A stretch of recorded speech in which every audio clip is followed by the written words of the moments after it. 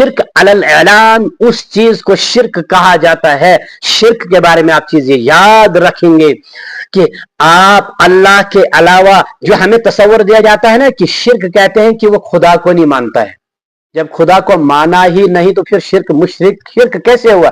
शिर्क तो शरीक से नहीं, शरीक उसने उसको शरीक, जब खुदा है ही नहीं तो शरीक किसको ठहराएगा? खुदा को मानने के बाद ही तो शिर्क बनता है। ये चीज आप याद रखेंगे। लिहाजा साफ साफ आप देखेंगे, आप सीरत उठाइए, आप किसी कोई भी सीरत की किताब उठाइए, कुरान उठाए, उन लोगों से पूछा गया कि आप क्यों इन वलियों को पुकारते हो, आप इन बुतों को क्यों पुकारते हो, ये क्या करने वाले हैं आपके साथ?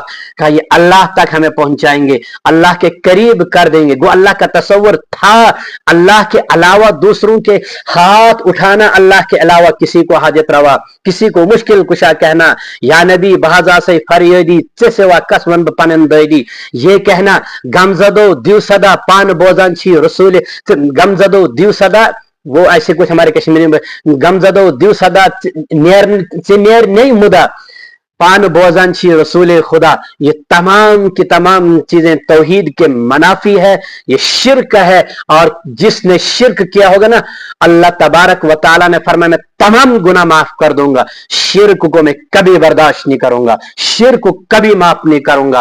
और आप देखेंगे कौमों को जब जवाल आया है, और उस जवाल की एक वजह यह भी है उन्होंने क्या किया, उन्होंने अल्लाह के अलावा लोगों को अल्लाह का शरीक बनाना शुरू कर दिया। उठाइए आप किताब, अगर हम कुरान का मुताला करते, काश मेरा ये नौजवान कुरान पढ़ता ना, मेरा नौजवान मौलवियों के चक्कर में न जाता ना, मेरा नौजवान मौलवियों के पीछे न जाता, ये खुद कुरान का मुताला करता, ये कुरान को पढ़ता ना, एक एक आयत। मेरे नौजवान बच्चों एक आयत पढ़ो, मैं ज्यादा नहीं कहता हूं, एक आयत पढ़ो। समझ नहीं आती है, समझने के लिए मौलवी साहब के पास चले जाओ ना।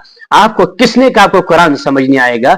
आप पीजी किए हुए हैं, वो आपने इतनी किताबें पढ़ी है, आप इतने जाओ, आप आइंस्टाइन को पढ़ते हैं, आप इतने बड़े बड़े लोगों को पढ़ते हैं। अल्लाह का कुरान वलक़द यस्सरनल कुरान, इतनी आसान किताब बच्चों आपको समझ क्यों नहीं आएगी?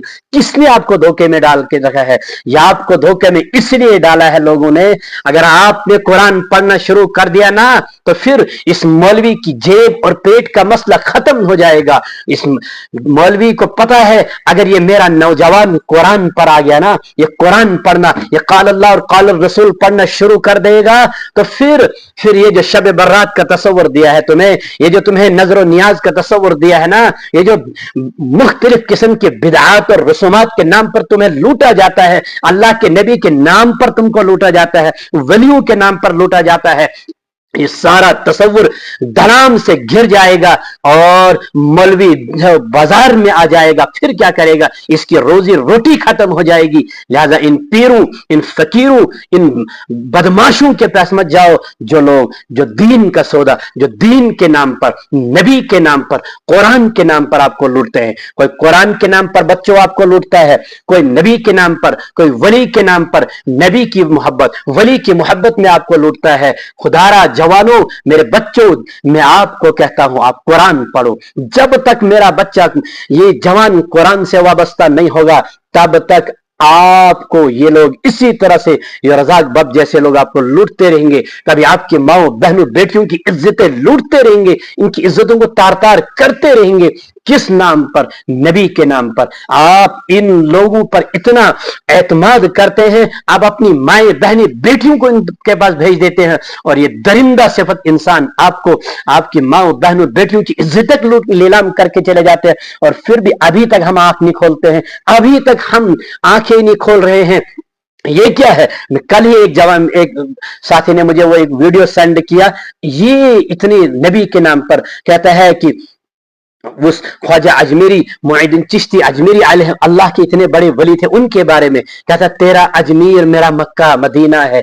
इतनी बड़ी तौहीन। हमारे रजाक बाब ने यहाँ पर कश्मीर में खाना काबा का मॉडल बनाकर कहा यहाँ लोग हज करेंगे, और लोग कहते हैं गरीबों का हज कहाँ होता है? अजमेर में होता है। और ये बात कब से चली आ रही है? मिनहाजी ताकत के वो आता है। और अच्छा, यहाँ इतने बड़े बड़े कि یمس بغداد واتنچ ٲسِن طاقت کے سی خانیار. یہ کیا؟ یہ سارے تصورات میرے بچوں جوانوں. قرآن گرائے گا. جب تک قرآن نہیں پکڑو گے یہ تصورات ایسے رہیں گے اور آپ لوگوں کے ان مولویوں کے پیٹ بھرتے رہیں گے.